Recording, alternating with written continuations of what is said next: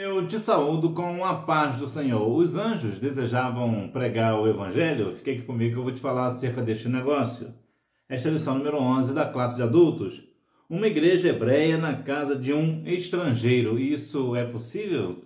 Na aula também você saberá. Eu também te darei algumas referências bíblicas e também a resposta do revisando o conteúdo. Fique aqui comigo até o final. Se você gostar, você deixa o seu like. Se você não gostar, você, por favor, deixa o seu dislike. Texto áudio. Respondeu então Pedro: pode alguém porventura recusar a água para que não sejam batizados estes que também receberam como nós o Espírito Santo? Atos capítulo 10, versículo 47. Verdade prática. O episódio da igreja hebreia na casa do gentil Cornélio demonstra que Deus não faz acepção de pessoas. E você conhece algum Cornélio? Do lado da minha igreja tinha um Cornélio. E morador de onde eu moro há muitos e muitos anos, dias antes de partir para a eternidade, aceitou a Cristo como Salvador. Introdução. O apóstolo Pedro foi escolhido divinamente para pregar as boas novas de salvação aos gentios, o que na época não era aceitável, ou seja, Deus incluiu os gentios no plano de salvação. Muitas vezes nós passamos por situações, por pessoas, pelas quais pensam o seguinte: olha, essa tal pessoa, é impossível essa pessoa aceitar a Cristo como Salvador, como se nós fôssemos o dono da verdade, como se nós soubéssemos esquadrinhar o coração de alguém. Era talvez o caso de Pedro. Talvez ele tinha essa ideia, né? Vemos que ele tinha essa ideia de que algumas pessoas não poderiam aceitar a Cristo como Salvador. O Evangelho não era para eles. Entretanto, vemos aqui a bondade de Deus que incluiu os gentios no plano da salvação. A revelação de Deus aos gentios, a visão de Cornélio. Eu vou deixar aqui também o significado do nome Cornélio. Cornélio, um centurião romano da cidade de Cesareia, orava por volta das 3 horas da tarde, quando teve uma revelação de Deus. A oração aqui, eu achei muito interessante falar sobre esse ponto da oração, que foi às 3 horas da tarde. É um horário geralmente não comum, não é comum uma pessoa orar às 3 horas da tarde. E o que isso quer dizer para nós? Quer dizer que independente do horário, o Senhor vai responder a sua oração. É bem verdade que quando nós estamos na madrugada, por exemplo, orando de madrugada, as pessoas dizem que a fila é menor, né? Isso não é verdade no sentido de atendimento, porque o Senhor, ele não olha para essas coisas, para o horário que foi orado, para isso ou para aquilo, para a posição que se orou. Ele olha para o coração daquela pessoa que ora. Lembra lá de Jabes, 1 Crônicas 10, 4, que fala sobre Jabes orou e o Senhor mudou o cenário da sua vida? É a menor oração, talvez, do Antigo Testamento, e o Senhor respondeu. Não se fala ali a respeito do horário, mas observa-se que o Senhor respondeu a oração. O que isso quer dizer para nós? Veja, por exemplo, Jó orava e o Senhor não respondia. Muitas vezes tem situações que nós não compreendemos. A oração, ela serve para um conforto para o nosso coração. Ainda que nós pensamos que o Senhor não está nos ouvindo, sim, o Senhor está ouvindo. E ao seu tempo ele responderá. Entretanto, há orações que demorará décadas para serem respondidas. Há pessoas que vão orar durante 30, 40 anos para uma situação. Então, observa que este homem orou às 3 horas da tarde. Porque muitas vezes as pessoas falam muito sobre a questão do anjo, né? Porque, na verdade, a pregação não é um ofício dos anjos. Eu te perguntei no início se os anjos desejavam pregar o Evangelho. Muitas pessoas, muitos líderes de departamento, principalmente departamento de missões, ou mesmo a questão do pastor da igreja, comenta quando vai fazer o evangelismo: olha, até os anjos queriam pregar o Evangelho, mas Deus não permitiu que eles o fizessem e deixou isso para nós. Isso não é uma verdade. Por que não? Lá em 1 Pedro, capítulo 1, versículo 12, vai falar que os anjos desejavam atentar para a causa do Evangelho. O atentar, observar, não é pregar. O que na verdade os anjos estavam querendo fazer era entender o evangelho, compreender. Na verdade, não é nem tanto a questão do evangelho em si, né? Talvez seja a resposta. Porque para o anjo é inconcebível, é impossível uma pessoa não aceitar a Cristo como Salvador, não reconhecer que Jesus é o Cristo. Para o anjo é algo impossível. Por quê? Porque o anjo sabe que ele é, porque ele está com ele lá. Então observe que não, os anjos não desejaram pregar o evangelho. Isso não é trabalho para os anjos, isso é um trabalho para a igreja, para nós. Mas daí dizer que eles queriam pregar e Deus não deixou, isso não é verdade. Mas observe bem a visão de Cornélio, a questão dos anjos, né? E observe aqui a ideia, né, da oração, né? 3 horas da tarde, ele orou e o Senhor respondeu. A experiência espiritual de Pedro. Deus sabia do impacto que a missão na casa do gentil Cornélio teria sobre as convicções de Pedro. E por isso, por meio dessa experiência espiritual, o prepara para que o viria pela frente. Pedro levaria as boas novas do Evangelho a um povo que para ele estava excluído do plano salvífico de Deus. Observe agora esta situação. A experiência espiritual de Pedro, né? O que Pedro viu, né? A ideia do lenço que ele viu descendo e tal. Não vou entrar aqui nesse ponto. O que eu quero mencionar com você é a respeito do impacto que a missão tem na vida das pessoas. Observe que Pedro pensava no seu coração que os gentios estavam excluídos do plano salvífico. Ou seja, para Pedro, os gentios não eram para serem salvos. A salvação não chegaria para eles. E isto é algo problemático, é um problema, que é aquilo que eu falei com você lá no início. Muitas vezes nós queremos ser o juízo das pessoas, né? Ser o juiz das pessoas. Olha, essa pessoa aqui tem salvação, aquela lá não tem. E o negócio não é por aí. Muitas vezes nós achamos que aquela pessoa ali não está no plano de salvação de Deus. Deus não tem um plano de salvação para aquela pessoa. Sim, o Senhor tem um plano de salvação para todas as pessoas do mundo. Agora a questão é se a pessoa vai ou não atentar a esse chamado, a este plano. Porque plano para salvar, Deus tem. Tanto tem que deu o seu único filho para quê? Para que todo aquele que nele crê não pereça, mas tenha a vida eterna. O Senhor Jesus morreu para todas as pessoas. Portanto, Deus, de fato, tem um plano de salvação para cada um, mas nem todas as pessoas estão atendendo a esse chamado. Portanto, não existe nenhuma pessoa a qual esteja excluída do plano da salvação. A urgência da pregação do Evangelho. A partir da verdade bíblica de que Deus quer salvar a todos, a igreja deve levar adiante a grandiosa missão de pregar o Evangelho a toda criatura. E aqui há mais uma questão para verdadeiramente a gente ver a aceitação, né? Para a gente realmente observar que, de fato, Deus quer salvar todas as pessoas. Não tem essa questão de que, olha, tal pessoa pode ser salva e aquela lá não pode. O Senhor Jesus tem poder para salvar toda a humanidade, de todos os tempos e todas as pessoas, desde a primeira pessoa que surgiu no mundo, que foi Adão, até a última pessoa. O Senhor Jesus tem poder para salvar todas essas pessoas. Agora volta aquela questão, né? As pessoas vão aceitar a Cristo como Salvador? Isso aqui é um ponto bem específico. Portanto, nós devemos pregar o Evangelho a toda criatura. A toda criatura, como a palavra nos ensina. Nós não precisamos esperar que um anjo venha pregar o Evangelho. Isso não, porque ele não virá. Mas isso é uma tarefa nossa. Agora observe lá em 2 Pedro capítulo 3, versículo 9, a Bíblia nos orienta que Deus quer que todos cheguem ao pleno arrependimento, para que se arrependam dos seus pecados. Por quê? Porque Deus quer salvar a todos. E isso é importante enfatizar, porque muitas vezes nós dizemos que Deus não quer quantidade, Deus quer qualidade. O que não é verdade. Deus quer salvar a todos com qualidade. Quantidade com qualidade. Deus quer salvar a todos.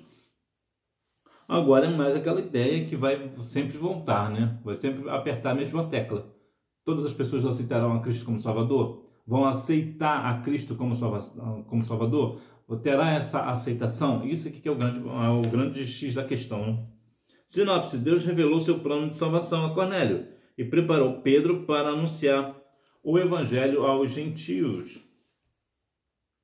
A salvação dos gentios, pregação aos gentios. Pedro recebeu a missão de pregar para Cornélio em sua casa. Se falando em pregar, muitas vezes nós queremos pregar para multidões, né? O que é bom, né? Não é ruim. O próprio Pedro mesmo pregou para a multidão, né? Agora a questão é, e na casa da pessoa? Será que eu estou disposto a ir na casa de alguém para pregar a palavra para essa pessoa? Somente para uma pessoa? Será que vale a pena? Isso aqui é uma questão muito séria. Por quê? Porque hoje nós vivemos um evangelho de pessoas de que, na verdade, o evangelho não muda, né? O que muda somos nós. Né? Mas as pessoas hoje, o que querem pregar o evangelho? Querem pregar o evangelho para a multidão. Querem ter status, né? Eu prego para tantos mil, eu falo para tantas pessoas. É interessante, sim, claro, quem não quer, né? Billy Graham, por exemplo, chegou a levar quase 3 milhões de pessoas a Cristo. Isso é uma bênção. Agora, apesar da simplicidade dele, né? Apesar da simplicidade de Billy Graham. Mas a grande questão a grande mensagem eu vou pregar a palavra para alguém. Qual é o meu ponto? O ponto é, Deus ama a todos. Então sim, independente das circunstâncias, independente das pessoas, por mais vil pecador que seja, Deus o ama. Isso aqui é um fato. E também um outro ponto é que Deus quer salvar a todos. Entretanto, existe um outro parecer. Apesar de Deus amar a todos e quer salvar a todos, o Senhor também deseja de todos santificação. O Senhor sempre irá exigir a santificação. Eu tenho falado aqui em algumas ocasiões que é algo que eu acho muito sério, eu acho isso de uma seriedade enorme, sabendo que Deus é amor e o amor de Deus é algo incomparável, o amor de Deus é algo que nós não conseguimos nem mesmo expressar, de tão grande é. E ele é tão grande que até a Bíblia não menciona. A Bíblia diz que Deus amou o mundo de tal maneira. Que tal maneira é essa? Nós não sabemos. Nós não compreendemos. A Bíblia não menciona. É só uma tal maneira. É uma maneira tão grande, tão exagerada, que nós não conseguimos medir, nem a Bíblia mede. Entretanto, apesar do amor de Deus ser assim, ser grandioso, existe um outro atributo do Senhor que é muito sério e muitas vezes os cristãos não estão atentando, que é para a santidade de Deus. Por mais que Deus ame alguém, se essa pessoa não estiver dentro da santidade do Senhor, padecerá a eternidade sem Cristo. Por quê? Porque está vivendo uma vida sem santidade. Alguém que não é santo está ferindo a santidade de Deus. Então, quando fere a santidade de Deus, por mais que Deus o ame, essa pessoa não herdará os reinos dos céus. Então, maior do que o amor de Deus para mim é a santidade de Deus. Deus é santo e requer de nós santidade. 1 Pedro, capítulo 1, versículos 15 e 16. Só para citar dois versículos. Então, nós vemos que Deus é santo. A santidade convém à casa do Senhor. Então nós devemos, sim, levar a mensagem de que Deus ama a todos, que Deus quer salvar a todos, mas Deus também requer a santidade de todos. A conversão dos gentios. Ninguém é salvo à força. É preciso crer em Cristo para receber a salvação. Tanto os judeus quanto os gentios necessitam de arrepender para ser salvos. O arrependimento é um ponto crucial da fé, da aceitação a Cristo como Salvador. Por quê? Porque eu preciso verdadeiramente me arrepender. E o que é arrependimento? Arrependimento dá a ideia de mudança de direção, mudança de caminho. Quando nós observamos que quando nós éramos pecadores, que fazíamos aquilo que não era bom aos olhos do Senhor, hoje nós vamos ponderar. Eu não posso fazer isso, eu não posso fazer aquilo. De modo geral, nós sabemos que nós somos livres para fazer o que quisermos, mas nem todas as coisas nos convém fazer. Então, observe que este ponto específico do arrependimento é extremamente com a seriedade. Arrependimento, por exemplo, eu gosto muito esse exemplo porque eu acredito que dá para fixar bem. Quando você está numa situação, por exemplo, uma pessoa específica, passa sempre por um caminho e sempre com tranquilidade, nunca acontece absolutamente nada. E essa pessoa anda por esse caminho durante anos, anos e mais anos a fio e nada acontece. Um dia essa pessoa passa por esse caminho e acontece, por exemplo, de ser assaltado, por exemplo, uma coisa muito ruim nesse caminho. O que essa pessoa faz? Eu me arrependi de ter passado por esse caminho hoje. Nunca mais eu passo por aqui. Isso é o quê? Isso é arrependimento. É voltar por outro caminho. É mudar a direção. É mudar a nossa direção de vida. Isso é arrependimento. Então, o que é o arrependimento para nós no sentido espiritual? Eu era pecador, andava no caminho do pecado. Agora eu ando no caminho que é Cristo, que vai contra o pecado. Isso é arrependimento. É quando nós fazíamos as coisas e agora nós não fazemos mais por amor a Cristo. Porque nós reconhecemos que nós somos pecadores, que aquilo que nós estávamos fazendo era pecado. E o que é pecado? Pecado é errar o alvo. Isso quer dizer o quê? Tudo aquilo que eu faço que não acerta a vontade de Deus é pecado. E aqui os judeus acreditavam que o privilégio de salvação era exclusivamente deles. E Deus não faz acepção de pessoas. Então isso aqui nos traz uma conversão dos gentios como uma questão muito interessante. Porque para Deus não tem diferença entre um rei de uma nação e um morador de rua, por exemplo. Para Deus o valor é o mesmo. Deus quer salvar tanto o rei quanto aquele morador de rua. Para Deus o valor é o mesmo. A diferença somos nós, né? Nós que muitas vezes fazemos acepção de pessoas, o que é pecado, né? Que fique claro, é pecado. Eu tive o desprazer de ouvir certas coisas de certas pessoas que só misericórdia. Pessoas dentro da igreja, inclusive até na minha igreja mesmo, é uma coisa triste. Pessoas que fazem acepção de pessoas.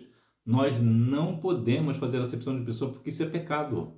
E é um pecado para a morte, né? Inclusive, né? É uma questão muito séria. E nós devemos tratar isso com seriedade que isso merece. Não é de qualquer maneira, não é de qualquer forma.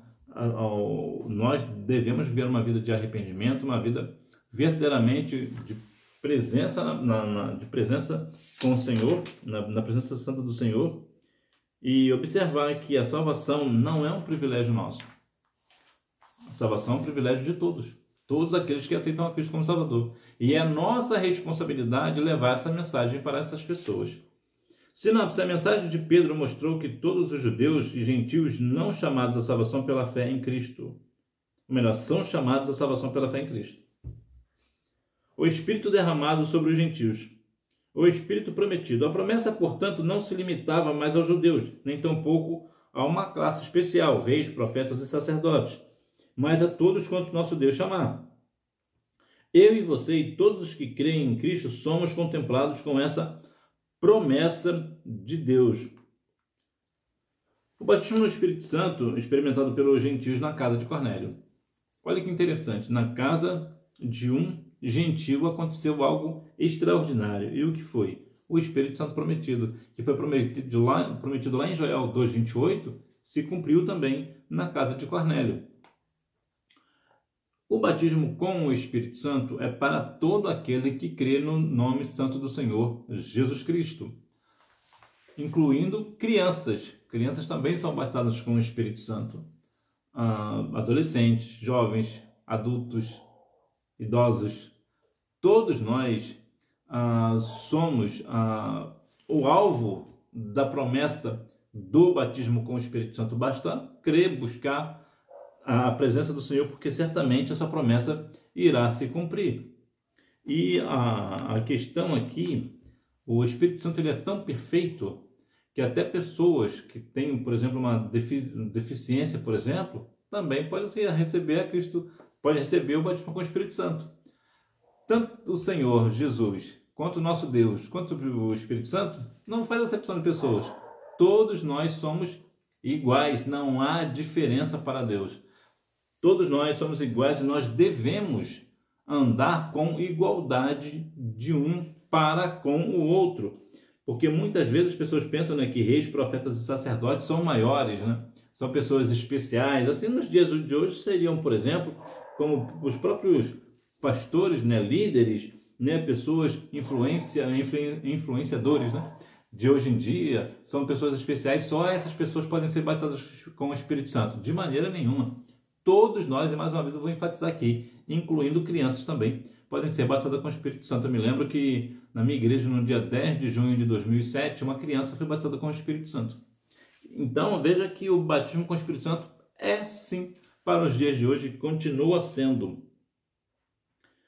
O Espírito recebido. Esse derramamento do Espírito veio acompanhado pela evidência física do falar em outras línguas e expressões de louvor, que aparece aqui como um padrão já aceito pela comunidade cristã, porque os ouviam falar em outras línguas e magnificar a Deus. A evidência física do falar em outras línguas é a prova que a pessoa é batizada com o Espírito Santo. E evidência e prova são coisas distintas, são diferentes. Uma pessoa pode ter uma evidência de alguma coisa, de ter feito alguma coisa, mas as provas dizem outra. Uma evidência é um caminho, é um início, mas aqui no nosso caso é diferente, tá? Quando a Bíblia menciona que é uma evidência física do falar em línguas, essa evidência, na verdade, já é uma prova. Por que que é uma prova? Porque nós vemos que a pessoa, de fato, está falando uma outra língua. Então, de fato, é uma prova. Não tem como negar que está falando uma outra língua. De fato, é uma prova, né? Porque muitas vezes, quando nós falamos que é uma evidência, o falar em línguas é uma evidência, o que a Bíblia menciona é assim mesmo, né? Não é algo antibíblico que eu estou falando para você, o que eu estou dizendo é que realmente a Bíblia menciona que é uma evidência, né? O falar em línguas é uma evidência. Entretanto, nem toda evidência é uma prova, mas no nosso caso aqui é diferente. A nossa evidência aqui é uma prova, ela já é uma prova em si. E aqui eu quero trazer uma questão importante sobre um padrão, né? Que línguas seriam essas? Bom, existem dois tipos de línguas nesse sentido. Existe a língua estranha, propriamente dita, que é quando uma pessoa, muitas vezes falam, né, que é a língua dos anjos. Eu sei que isso aqui vai trazer um pouco até de polêmica, né? Algumas pessoas divergem sobre esse assunto, sobre esse tema, eu compreendo, mas na verdade a pessoa que fala em línguas não fala a língua dos anjos, de maneira nenhuma. Ele fala em mistério com Deus. E isso aqui eu quero dizer para você pelo seguinte, porque a Bíblia diz lá em 1 Coríntios 13, ainda que eu falasse a língua dos anjos, sem amor eu nada seria. Quando o apóstolo Paulo faz essa comparação, observe que ele era batizado com o Espírito Santo, então ele falava em outras línguas. Então, se fosse o caso dessa nova língua ser a língua dos anjos, ele afirmaria: eu falo a língua dos anjos, mas eu sem amor eu nada tenho, eu de nada sou. Observe que ele não faz essa afirmação, ele faz um comparativo. Por quê? Porque o falar em línguas não é a língua dos anjos, até porque eu acredito até que os anjos têm uma língua específica, um idioma específico, até acredito nisso. Entretanto, no nosso caso, observe que se um anjo vier falar com você hoje, você acha que ele vai falar a língua dos anjos com você? De maneira nenhuma, ele vai falar no seu idioma. Para quê? Para que você venha entender. Da mesma forma, é a questão da outra língua, que é a questão da repartição de línguas. Porque, repartição não, eu vou falar aqui no outro sentido, porque a repartição de línguas aqui é diferente. É língua estranha também. Porque a pessoa que é batizada com o Espírito Santo, ela pode tanto falar em línguas estranhas, que fala diretamente com Deus, mas também pode falar um outro idioma terreno. Por exemplo, nós somos brasileiros, falamos a língua portuguesa, mas nós podemos, num culto, por exemplo, o Espírito Santo se manifestar e nós falarmos um mandarim, por exemplo, ou em chinês ou alemão. Isso também é possível, como nos dá a ideia lá em Atos capítulo 2. Então observe que a evidência física ao falar em outras línguas mostra que de fato a pessoa foi batizada com o Espírito Santo. Um Pentecoste visto e ouvido. Posteriormente, quando questionado e censurado por outros judeus por ter ido à casa de um gentil em Cesareia, Pedro usou a experiência pentecostal ocorrida na casa de Cornélio como argumento a favor da autenticidade da fé gentílica. Observe que é um ponto específico. Nós, muitas vezes, nós devemos usar aquilo que Deus fez, algo que Deus operou numa situação, numa casa de uma pessoa, que é mal vista pela sociedade, por exemplo, como prova de que Deus está atuando. Observe que ele usou esse ponto que eles falaram, em que o Espírito Santo foi derramado lá na casa de Cornélio, e eles usaram isso para provar, olha, o Espírito Santo foi derramado lá na casa de Cornélio. Verdadeiramente, a fé gentílica é genuína, porque Deus se fez presente. Se a fé não fosse genuína, Deus não se faria presente. Então ele provou aqui com um argumento do Espírito aqui que realmente o Senhor estava no negócio. E da mesma forma somos nós. Muitas vezes nós devemos usar não aquilo que eu acho, não aquilo que eu penso, mas o que verdadeiramente o Senhor está fazendo. E eu vou dizer uma outra coisa aqui que é importante. Não se trata de números, de resultado de números. Por que não? Porque muitas vezes a questão do número pode estar errado. Tá? Eu vou te dar um exemplo prático. Há uma pessoa, um dirigente de uma igreja, pegou uma igreja e começou a dirigir a igreja tem 50 membros. Depois de um ano, essa igreja que ele começou a dirigir agora não tem mais 50 membros, tem 180 membros. Parece que cresceu, né? Deus está no negócio porque a igreja cresceu. Não, pode não ter crescido. Essas pessoas a mais que entraram, às vezes nenhuma delas está salva. Então nem sempre o número reflete o poder de Deus. Às vezes um irmão pegou a mesma igreja com 50 membros, um ano depois está com 25, mas Deus está no negócio. Por quê? Porque aquelas outras 25, outros partiram para a eternidade, foram para outros lugares, ou aconteceu outras coisas, e as pessoas aceitavam a Cristo como Salvador naquela igreja, e iam para outras igrejas, ou seja, não ficavam ali, faziam número em outro lugar, e aqui não. Mas Deus está no negócio. Deus está fazendo a igreja crescer, mesmo com o número reduzido. Então, observe que o número não é sinônimo de aprovação ou reprovação do Senhor. Nós devemos usar aquilo que nos diz respeito ao quê? Aquilo que é prático. Quando nós vemos que realmente você está num culto, numa reunião, numa igreja, por exemplo, ou em outro lugar que não seja uma igreja, e há batismo com o Espírito Santo, quem é que vai negar que Deus não estava ali? Houve um milagre ali, uma salvação de almas. Quem é que prova que Deus não está ali? Então você vê com um resultado específico, espiritual. Não é uma questão numérica, é uma questão espiritual. Então nós conseguimos compreender que verdadeiramente houve renovo, houve manifestação do Senhor, independente da casa que esteja. Então é importante que nós venhamos compreender este negócio. Sinopse: o Espírito Santo foi derramado sobre os gentios como confirmação divina de que eles também faziam parte da igreja.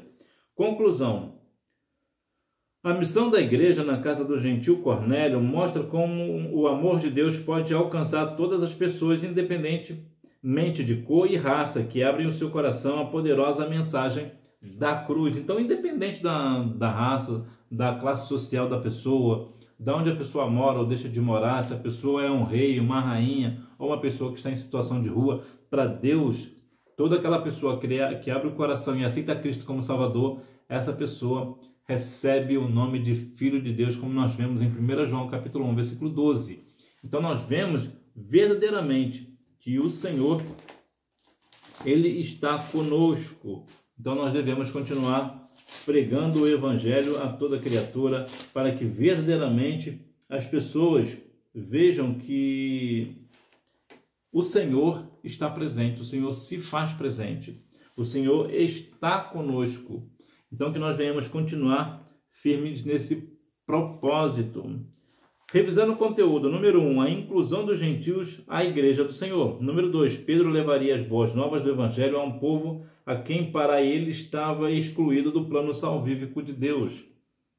Número 3, Deus ama a todos, quer salvar a todos, e Cristo é o Senhor de todos. Número 4, o batismo no Espírito Santo experimentado pelos gentios na casa de Cornélio. Número 5, foi marcado pela experiência do Espírito. Em ambos os casos, foi um Pentecostes visto e ouvido. Então, que nós verdadeiramente venhamos observar sobre as questões da igreja. Sermos igreja, né? Uma igreja hebreia na casa de um estrangeiro. Pode parecer algo contraditório, mas até nesse negócio o Senhor é maior. Então, que nós venhamos verdadeiramente estar nesse propósito de engrandecer o nome santo do nosso Senhor e Salvador Jesus Cristo. Nós vemos que o tempo está passando, o Senhor está prestes a vir, mas muitas vezes as pessoas estão fazendo pouco caso. Mas nós devemos continuar pregando o Evangelho a toda criatura, falar da promessa do batismo com o Espírito Santo, dizer que nós iremos morar nas mansões celestiais. O nome Cornélio significa nome bem diferente e curioso. Chifre ou cornícula. Muito diferente, né? O significado é bem diferente. Não esperava isso, não. Eu esperava algo mais... não tão pesado, né? Que chifre dá uma ideia estranha, não dá? Fala a verdade. Mas é esse o significado do nome Cornélio. Que Deus em Cristo continue abençoando a sua vida. Se você gostou da lição de hoje, você deixa o seu like. Se você não gostou, você deixa o seu dislike. Compartilhe esse vídeo também com aquela pessoa que, assim como você, também ama a Escola Bíblica Dominical. E você me vê na próxima aula, se Deus quiser. Fica na paz. Tchau!